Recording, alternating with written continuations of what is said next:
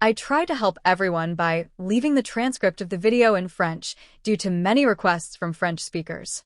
Noah, the man who defied an entire generation with his unwavering faith, is known as the survivor of a world in ruins. But have you ever wondered how his life ended after the U.S. flood retreated and humanity resumed its course? This patriarch, who was once the last righteous man of his generation, lived a silent end of life marked by little explored challenges. His death symbolizes the end of an era and invites us to reflect on the weight of a legacy that influenced nations and centuries. Noah's life, often reduced to the construction of the ark and the flood, hides fascinating details about these last years and the lasting impact of his actions. What happened to his descendants? How the blessing he pronounced shaped the future of peoples? And why his story continues to resonate in each of us today?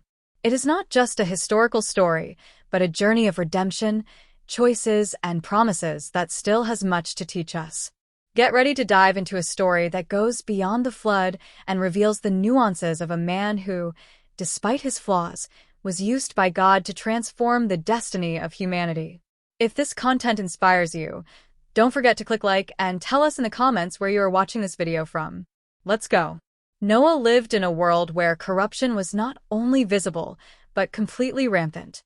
The story of Genesis 6 verses 5 to 7 paints a striking picture of the eternal life in which man's wickedness was great on earth, and every thought of his heart was directed every day only toward evil. In the midst of this chaos, God looked at Noah and saw something different. He was a just and honest man among his contemporaries. Noah walked with God. Genesis 69. This description says a lot about who he was: a man who resisted conformity and lived the truth even if it meant going against the tide. Think of the difficulty of swimming against a powerful tide. Imagine living in a society where moral values are despised, where justice is ignored, and where violence is omnipresent. This sounds familiar to you, doesn't it? Even today we face similar challenges.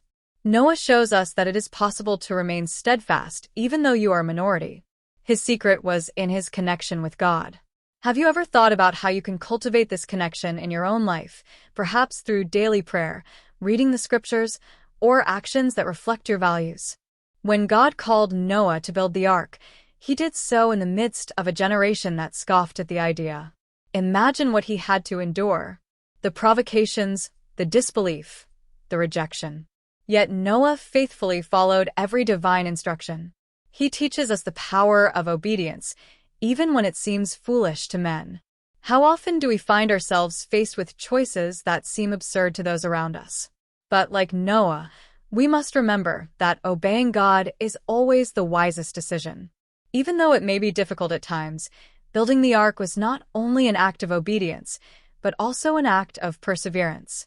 It was not a task accomplished in a few days. It is estimated that it took Noah several decades to complete this monumental work.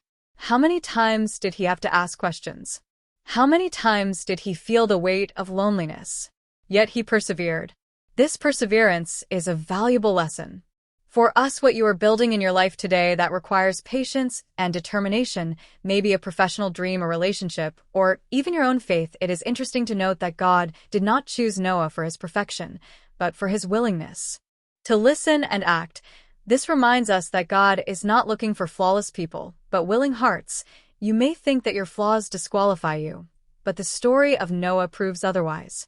He uses those who are ready to walk with him, even if they don't understand everything right away. It is an invitation to think about how you can be more available to divine plans in your life. Another fascinating aspect of the story of Noah is that his righteousness brought salvation to his family. In a condemned world, God extended his mercy to Noah's house. This reminds us that our choices affect not only us, but also those around us. Just as Noah protected his family, you too can be a channel of blessing and protection for yourselves. Your actions, your example, and your faith have the power to impact generations. As the construction of the ark progressed and the divine calling was implemented, Noah was about to see God's plan come to fruition. Seeing how he faced the challenge of trusting fully when the signs of the flood had not yet appeared, this leads us to look at the next turning point in his story: the flood and God's covenant with him. In both a literal and spiritual sense, when the U.S. began to emerge, it was not only the earth that was covered, but also the sins and corruption of humanity. God gave Noah precise instructions to build the ark, and when the rain began, this immense boat became the refuge of creation. Genesis 7 verses 11 to 12 tells us that all the springs of the great deep gushed forth, and the windows of heaven were opened, and the rain fell upon the earth. For 40 days and 40 nights in the ark, Noah not only survived but also took care of the future. Every animal, every bird, every living being represented the continuity of creation. It was a monumental task. Nurturing, protecting, and caring for so many creatures was not an easy thing. This reminds us that we are often called to protect what is precious even in the midst of life storms. Perhaps you are going through a flood, a time of chaos and uncertainty. Remember that everything, like the ark, symbolizes God's protection and also offers refuge in difficult times. After 150 days, when the waters overwhelmed the earth, the first signs of dry land appeared. The ark landed on Mount Ararat, and little by little, the United Arab Emirates began to descend. During this period of waiting, Noah showed patience and faith.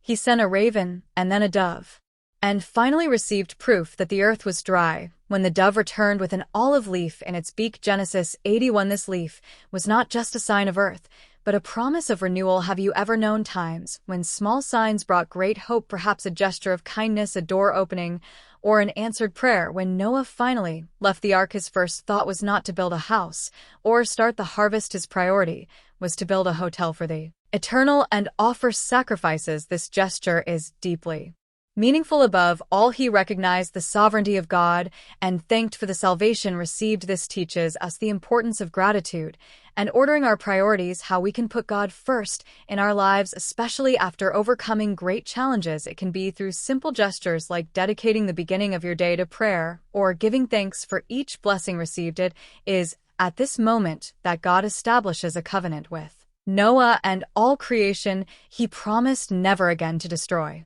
the earth by a flood. The rainbow described in Genesis 9:13-16 became the symbol of this covenant. I placed my bow only in the cloud, and it will serve as a sign of covenant between me and the earth. It is fascinating to see how something as natural as a rainbow can convey such a profound message. This arch is a reminder that even in the midst of divine justice, there is grace. Have you ever stopped to notice how God constantly reminds us of his promises? Whether through nature, the people around us, or the scriptures, he reaffirms constantly his love and faithfulness. The ark and the covenant are not just an ancient story, but a reflection of the relationship between God and humanity. The ark was the means by which God preserved creation, and the covenant was the guarantee that destruction would not be the final chapter. It invites us to examine our lives and recognize the covenants that God made with us, promises of protection, provision, and presence. How can we live to honor these promises? Thus, the end of the flood marks not only the regeneration of the earth, but also the beginning of a new adventure for Noah and his family. The promise made to Noah did not come alone. It was accompanied by a responsibility. God sets guidelines for this new world, including respect for human life. In Genesis 96, it is written, "If anyone sheds the blood of man, by man his blood will be shed, because God made man in his own image." This commandment underscores the sacredness of life, a fundamental principle that remains essential today as we value the life that God has given us, whether it is our own or that of others around us. God entrusted Noah and his family with the mission of being fruitful and multiplying to fill the earth in this time. The injunction was not only a call to have descendants, but an invitation to rebuild and lay the foundations of a new civilization based on divine principles. We too are often called to start over in our careers, in our relationships, or in our faith. Have you ever thought about it? You could start over in your life by trusting in divine guidance. God reminded Noah that he remained sovereign over all creation despite the upheavals and challenges. God remains in control, guiding humanity with a perfect plan. This truth brings us comfort and hope in the face of life's uncertainties. What would it change in your life to fully trust in this sovereignty, even when the contrary winds seem to want to push you away? God's covenant with Noah is a powerful reminder of his undeserved grace. Noah was not perfect, But God chose to use him as a channel of restoration. This same grace is available to us today. God continues to offer promises of hope, love, and renewal to all who turn to him. What divine promise you can take advantage of today to strengthen your journey with this promise engraved in your hearts and a new world before you. Noah and his family were ready to take the first steps towards a new reality, but how did they face the difficulties and challenges of this new beginning? What happened when the weight of humanity once again rested on the shoulders of one man? These questions invite us to explore Noah's life after the flood and the lessons it still teaches us today. After the flood, Noah and his family faced the challenge of rebuilding civilization from scratch. The earth was devastated, and all that was left came from the ark. In Genesis 9:20, we see Noah beginning a new cycle of life as a farmer, planting a vineyard. This moment symbolizes a new beginning and opportunity for humanity to follow a different path based on the covenant that God established. It reminds us that even in the midst of destruction, God always offers a chance to start over. Imagine the responsibility that weighed on the shoulders of Noah and his sons. He not only had to repopulate the earth, but also establish new principles of life from this small group. All of humanity would be rebuilt. This teaches us the importance of our daily choices. Just like Noah, we are called to be solid foundations for those who come after us. How do you help build a legacy that inspires future generations? Noah planted vineyards, cultivated the land, and led a normal life. After the extraordinary event that transformed his history, it is fascinating to see how the simplicity of this task contrasts with the greatness of the flood. This shows us that if God sometimes calls us to fulfill great missions, he also teaches us to value daily tasks. Noah's relationship with his sons Shem, Cham, and Japheth plays a crucial role in this new phase. Although few details are given about their daily lives, it is obvious that their family bond was a pillar of this reconstruction that reminds us how essential family relationships are in times of renewal. However, even Noah, a righteous man, remained human and fallible. Genesis 9:20-1. relates an incident where Noah, after producing wine from his vineyard, got drunk, showing that even the most faithful can go through moments of weakness. The episode of drunkenness, a lesson about the human condition. In his new life as a farmer, Noah planted a vineyard and one day got drunk on the wine he had produced. This made him vulnerable. He found himself naked in his tent. Genesis 9:20-21. This seemingly banal event reveals a lot about human nature. Even a man who walked with God can succumb to weaknesses. We learn here that no one is immune to mistakes, and that even the most honest can suffer the consequences of their choice. Cham, one of the sons of Noah, saw his father's nakedness and reacted disrespectfully by telling his brothers what he had seen. Genesis 9:22. This attitude reflected a lack of honor and consideration, contrasting with the values of respect and protection expected at this time. It reminds us that our actions, even the most insignificant ones, can have considerable repercussions. Have you ever thought about the impact that small attitudes can have on your relationships? Japheth showed respect by covering his father without looking at his nakedness. They took a coat, walked back, and covered him. Genesis 9:23. This gesture illustrates the importance of respect and empathy even in the face of the vulnerability of others. When Noah woke up from his drunkenness and learned what had happened, he pronounced a curse on Canaan, son of Ham, declaring that he would be a slave to the slaves of his brothers. Genesis 9:25-27. This act may seem harsh, but it reflects the seriousness of Ham's lack of respect and its implications for future generations. This episode leads us to reflect on what seed we have in our families of blessings or curses. The contrast between Ham's attitude and that of Shem and Japheth emphasizes the importance of acting with honor even when no one is watching. Shem and Japheth could have ignored the situation, but they chose to do what was right. In a world where contempt and casualness seem normalized, we are called to live with integrity and respect. What examples of respect, peace, and honor do you set for those around you? This episode also reveals the need to remain vigilant on a spiritual level. Noah, although a righteous man, let his guard down and suffered the consequences. It reminds us that the Christian life does not require perfection, but constant attention. It is about recognizing our moments of weakness and seeking strength from God to overcome them. Although this incident had serious consequences, It also paved the way for important revelations about the lineages of Shem, Cham, and Japheth. The curse of Canaan became a historical landmark, especially in the relationship between the Canaanites and the Israelites. The descendants of Canaan founded cities and cultures known for practices contrary to divine commandments. On several occasions in biblical history, the Israelites owed the Canaanites debt, whether on the battlefield or in spiritual conflicts. It teaches us a fundamental truth. Our current decisions can create challenges for future generations, whether individual or collective. Have you ever thought about the impact that your choices today could have on those who come after you? It is also important to note that the curse of Canaan highlighted God's plan to create a holy people. The Canaanites, symbolizing corruption and separation from God, became a stark contrast to the people of Israel who were called to be an example of obedience and faithfulness. This reminds us that even in the midst of curses, God remains sovereign, guiding all according to his perfect design in opposition to.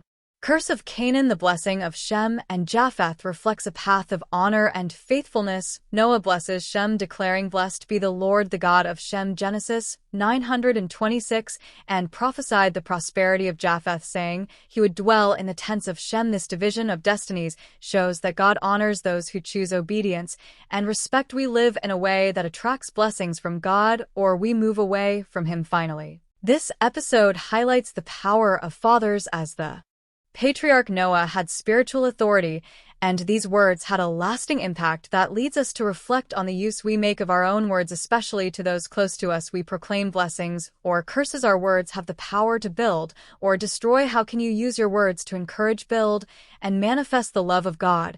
As the biblical story unfolds, we see the effects of this curse and blessing manifest. The descendants of Canaan faced severe judgments, while the lineages of Shem and Japheth prospered. However, the grace of God was never absent. Even among the Canaanites, we see examples of individuals who found redemption, such as Rahab, who became a member of the lineage of Jesus.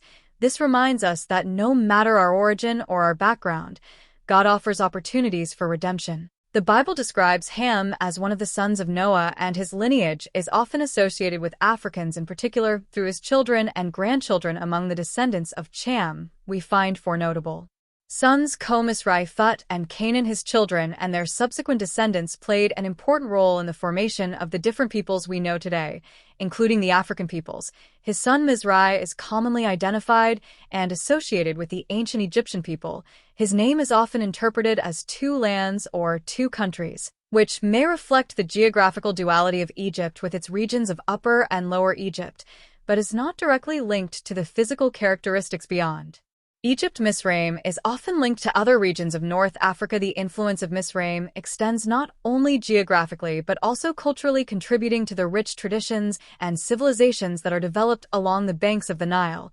His descendants helped to form one of the most notable figures in the history of ancient Egypt. Egyptian culture had a lasting impact not only on its region but also on interactions with other civilizations over time. On the other hand, the Phut is associated with certain African regions, but its exact identification is less clear. Some researchers suggest that the Phut could be linked to the inhabitants of the Horn of Africa. However, biblical references to the intelligentsia are less detailed than those of other lineages. His son Canaan, although frequently mentioned in the Bible, is not considered an ancestor of the African people but rather of the Canaanites who inhabited the Middle East. Here it is appropriate to make some important reservations. First, it is crucial to emphasize that the curse was not directed against Cham, the father of Canaan, but against Canaan, the grandson of Noah. The second point is that at this stage of the video, I already deserve your like and your subscription to the channel. This will motivate us to bring more quality content. The third and most important point is that the curse of Canaan is often misinterpreted and associated with the Torah. For the African people, it is worth mentioning that Noah pronounced a curse on Canaan, saying that he would be a servant to his brothers. This specific curse was directed against Canaan and not against all African peoples. Canaan was a descendant of Cham, but the curse did not extend to all descendants of Cham, much less to all African peoples. This misinterpretation has led to historical misunderstandings, such as the justification of slavery based on false claims of divine curses.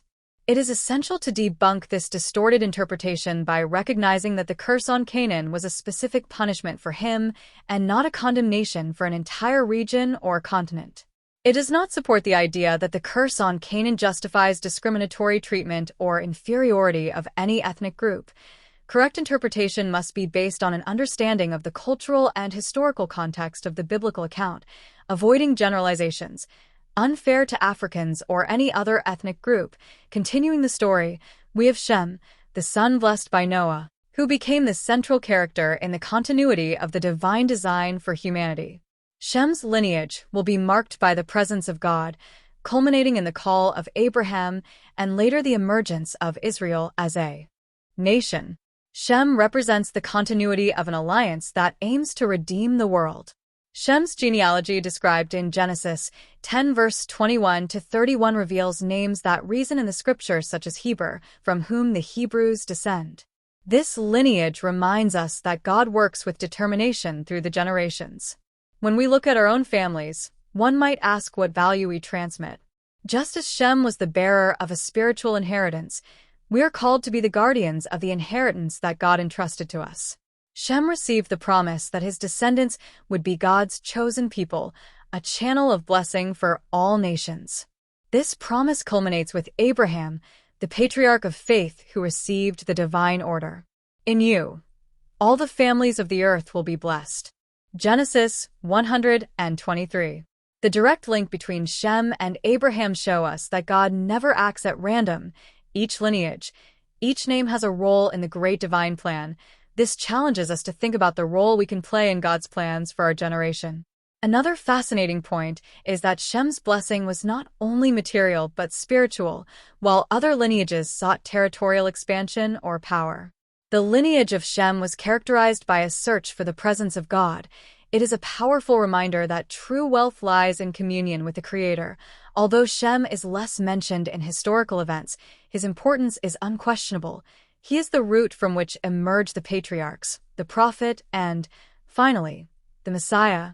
This shows us that we do not always need to be public figures or be in the spotlight to play a significant role in God's plan.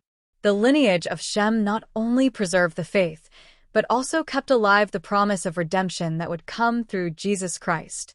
Japheth, another son of Noah, received a blessing that highlighted his territorial expansion and prosperity. In Genesis 9:27, Noah states that God enlarges Japheth and that he dwells in the tents of Shem.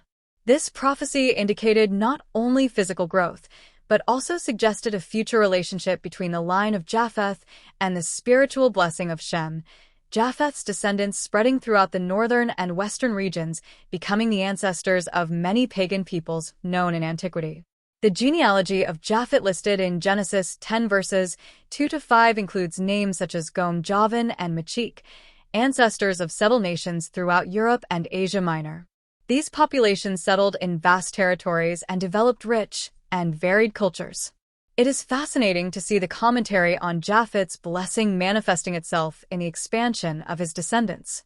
It reminds us that God's promises are not limited to the individual, but can extend to our families and communities, reaching places we would never have imagined. Inhabited in the storms of Shem. The promise of deep spirituality. The phrase inhabited in the tents of EMS has a deep spiritual meaning. This suggests that although Japheth's descendants prospered materially, their true fulfillment would come from their spiritual connection. With the lineage of this prophecy finds its culmination in Jesus Christ when the Gentiles, the descendants of Japheth, are integrated into the family of faith. Paul illustrates this integration in Romans 11 verse 17 by describing the Gentiles as a wild olive branch grafted into the natural olive tree. This reminds us that God's grace transcends ethnic and cultural boundaries. The people of Japheth have played a central role in biblical and secular history. Groups such as the Greeks, Romans, and others identified as descendants of Japheth have contributed to great cultural and intellectual advancements. However, these material achievements have been accompanied by spiritual challenges. It invites us to reflect on our own lives. How do we balance material prosperity and spiritual growth? We use the gifts and opportunities that God has entrusted to us for His glory. The interdependence between JF and SEM is an image of the divine plan. The relationship between Japhet and SEM highlights the interdependence of peoples in the divine plan. Japhet symbolizes expansion and conquest, yet does not represent a bond with God.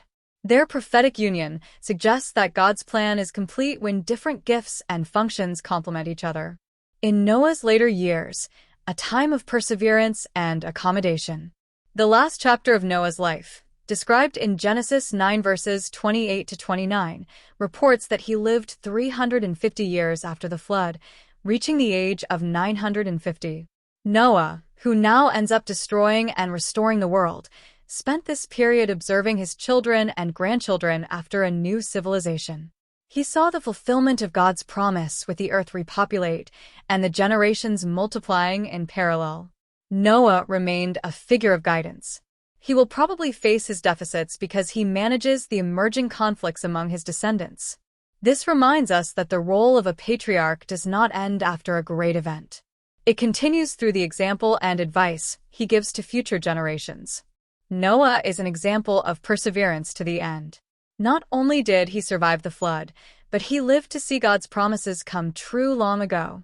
The way God supports those who remain faithful to him despite their mistakes. Noah is remembered in the Bible as a righteous and upright man. This demonstrates that a person's true legacy is not defined by their failures, but by how they respond to God's call. You may have gone through difficult times or made mistakes, but like Noah, there is always time to live a life that inspires and honors God. An ultimate achiever of simplicity and faithfulness. A striking aspect of Noah's story is very simple, and the story ends there. There is no great celebration or highlight. Only one mention of his death and the years he lived. This teaches us that the greatness of a life is not in the acclaim, but in the faithful fulfillment of the mission that God entrusts to us. Our apocryphal texts offer complementary stories to the story of Noah. Noah expanding on what is linked to the canonical Genesis among the most notable figures, the apocryphal Genesis found among the Dead Sea Scrolls and the Book of Enoch, which offers a richer and sometimes symbolic view of Noah's life.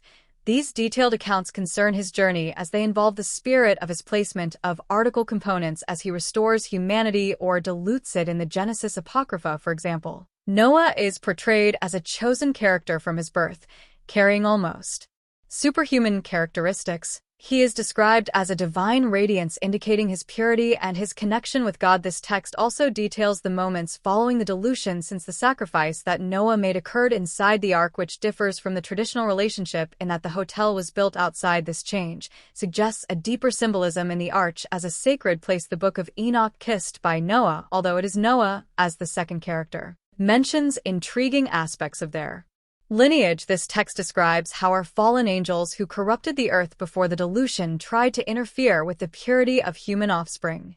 Noah was presented as a response to divine corruption, a healing figure against the force of. Furthermore, the text suggests that Noah had prophetic visions about the future of humanity and his descendants, thus expanding his role as a prophet beyond that of a patriarch. In certain traditions associated with the Book of Jubilees, other apocryphal texts, we find more developed mentions about the division of the earth between our children and Noah and the covenants established between God and humanity. This file is received by a specific site, is received in the Middle East terrain, Japheth towards the north and Western Europe and Asia Minor, and camouflage as a region of South Africa. This partition was presented as a solemn decision reinforced by oaths to avoid future disputes between descendants. No. The text also addresses the conflicts that arise in relation to the established borders, emphasizing the importance of obedience to divine instruction. This text also suggests that Noah conveys specific messages to his children as a divine deity and the importance of speaking to God, even after exploring the biblical canon regarding Noah's death.